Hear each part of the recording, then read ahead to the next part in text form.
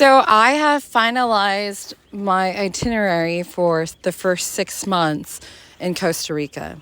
So the first month is going to be in Uvita, which another mother who's traveling or has traveled throughout Costa Rica for a long time told me is a lovely place to start. It's very safe. We found a beautiful little house with the pool close to the beach, very walkable, and it was $2,653.22 for the month. I think it's very reasonable. Then we go to La Fortuna for 2 weeks. We're getting a little guest house with a shared pool.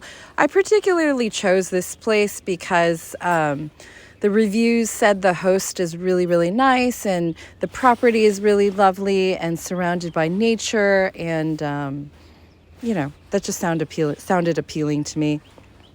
Then I rented a little house near Lake Arenal. That was for 2 weeks, and it was $828.12. Cute little house. Apparently, I don't know, it seems to be in a good location. Then we go to Tortuguero because I want to see the turtles. So the turtles go there to lay their eggs. So depending on the timing, we're either going to see the turtles laying the eggs or the turtles hatching and going out into the sea.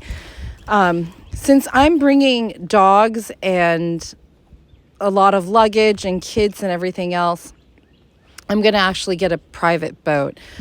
So there's a place where you park your car and then you meet with the boats. And so I'm going to get my own private boat, and it's $120.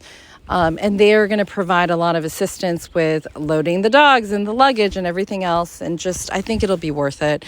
And that is $807.95 for the week. And then I was told by the owner of the home that the evening tours of the turtles hatching and laying eggs and all of that is $50 per person. I have read from reviews that sometimes you need to go more than once, depending. It's one of those things you can't predict if there's going to be turtles hatching that particular night. So there's that. Then we go to Puerto Viejo. That's on the Caribbean side. Or the Caribbean side, Pacific side, not Pacific side, the Caribbean side of Costa Rica, so the eastern side. And I was told that it's a very, very beautiful area. It's not super touristy. It's not, for some reason, really popular. I'm not sure why, but I was told that it has some spectacular beaches. So we got a house very close to the beach. It seems to be a single family residence home with its own parking right in front and its own fenced in small yard. And there appears to be other little homes or lodges within that compound. And that is for about a month. And that was only $1,484.70, which seems incredibly reasonable to me. And then we go to Montezuma. That was another area that mothers and people have told me is a great place to visit. I found a school bus there with a big private yard. And it just seemed kind of nice. It's near a soccer field where my children can meet other children and things of that nature. So that's from September 10th to November 25th. I would have probably stayed a little bit longer, but it wasn't available after November 25th. So for that full duration of September 10th to November 25th, it's $2,180. My tourist visa, 6-month tourist visa, ends on December 5th. So probably after Montezuma, we're going to make a border run, most likely to Nicaragua. I want to go check out Nicaragua for a bit, and then also El Salvador. Maybe we'll go check out Belize. I'm not sure. Maybe we'll go check out the Mexican Yucatan area, which I haven't explored. I'm not 100% sure, but I know that I'm definitely going to go to Nicaragua and El Salvador. And then we'll either come back to Costa Rica, depending on how much I love it, or we might actually go to South America. I've heard from people in the group or various groups that South America is spectacular. It's actually a lot better than Central America.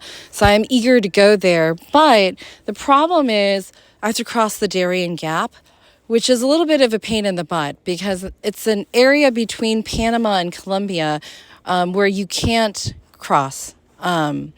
you can't drive, and so I'd have to have my vehicle shipped over. For my SUV, we're probably looking at about $3,000. And then I have to, since I don't fly, we're going to have to take a little sailboat ride. And they have kind of these like adventures with it where it's like they take you little islands along the way and it takes several days. So it's kind of it's an ordeal, or it's a project, getting there. Also with the dogs, I'm probably going to have them flying across, which means they're not going to go on a commercial airliner. They have like special flights that are just for pets going across, and it's very much accommodated for them. They're not being held in the cargo space underneath. So basically, just getting from Central to South America is expensive and also a process. So I want to make sure that I fully explore Central America and that I've gotten it out of my system. I've seen everything I want to see before we make the trek to go to South America. And I have a feeling it's going to I keep thinking, well, it's going to be like 2-3 years. But when I look at the map and see how massive South America is and how much there is to explore, I think it could easily take several years. But I have no idea.